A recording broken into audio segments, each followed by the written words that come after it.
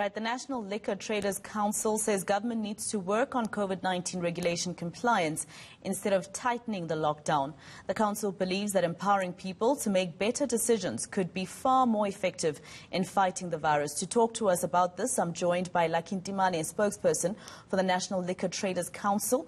Mr. Ntimane, thank you very much for your time here on eNCA. Now, firstly, we're hearing news about, us being in a technical third wave. There's people, including government officials, who are calling for a harder lockdown, and we know what that would mean for the alcohol industry. What are your members saying in terms of, anxiety about that? Good morning, Masego, and thank you for the opportunity, and good morning to eNCA viewers at home. Look, for us, the talk of a ban or even restriction doesn't sit well with us because, we have already suffered almost 20 weeks of non-trading, and we have with losses that continue to mount with any talk of a future ban or even restriction.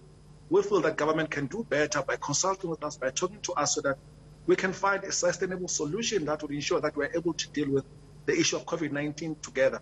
We feel that the approach taken by government currently is one-sided, even though it does take a scientific approach, but it doesn't take the issue of livelihoods into consideration.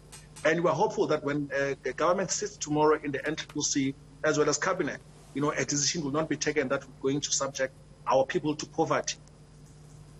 I believe the council also has some solutions to give to government as a role player in ensuring that what you're calling for them to do, the compliance of the regulations. Do you have any ideas as one of the stakeholders in all of this on what government can do with regards to that? So from our side as liquor traders, we have received tremendous support from the alcohol industry, specifically Distill, where we are launching on Wednesday in Cape Town, Kailicha, at Rand's Tavern. We are launching a tavern compliance program that seeks to educate liquor traders in that part of the country so that these can be utilized as champions and ambassadors in the fight against COVID-19, in how they conduct themselves, in how they treat their patrons, in how they also disseminate the messaging of compliance throughout the communities in which these taverns are to be found. We feel that it's about time that government stops with this top-down approach when it comes to restrictions, but really focus on the matter of communication so that our people are able to make informed decisions. Currently, we feel that government is, almost treating its citizens as if it's a nanny state where, people are being told, to watch how they behave, and actually positioning law enforcement officials to really focus on behavior rather than on compliance. We are aware that, people are under a COVID fatigue, where they're not complying with all the regulations. But we feel that it's about time that government takes the country into its confidence and we get the whole society approach in how we're able to deal with the issue of COVID-19 and not just a one-sided approach like it's currently the case. Now, we know of the job losses that had to occur due to the harder lockdown levels and the industry being closed again during the second wave. This third wave has now come. We're approaching a public holiday, for instance, and this is usually the time when that dreaded family meeting would come along. What are some of your members telling you about their fears?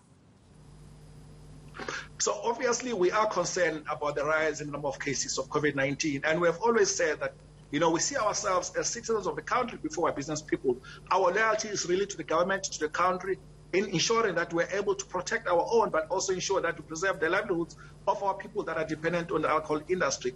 There was fear back in the Easter period when it was said that, the third wave was going to come, that there were going to be a number of cases rising as a result of people congregating or traveling between provinces. That never happened, So we have no fear that the public holiday coming on June 16, it's going to be a major spreader event type of an occasion. But we feel that our people are emboldened enough to be able to take those decisions that are tough to ensure that they support their families in how they conduct themselves. So really we are concerned that, we are heading towards a public holiday, but we are relieved that if we look at the history, the past behavior of our people, our liquor traders, that we should be able to, go through the public holiday without any issue. But Masego, I want to also highlight, the talk that's coming from government corridors of harsher restriction, that it should be based on science and not emotions. We feel that it's about time that government really puts down, solutions that are sustainable. It shouldn't be about rhetoric, but it should be about, effort and real evidence on the ground of what we can make a difference in us fighting against the COVID-19 pandemic. Lest we forget, the solution for us is vaccine, and government is not doing much in that regard. And of course, the ripple effect of, the harder lockdown or the restriction, especially of the trade of alcohol, doesn't only affect, for instance, the bottle stores. It goes down to restaurants. It goes down to, as you always say, the taverns as well, where, people only rely on that as their source of income for their entire family. Certainly, almost 250,000 jobs are dependent on the tavern sector alone, and 1 million jobs are dependent on the entire alcohol industry value chain.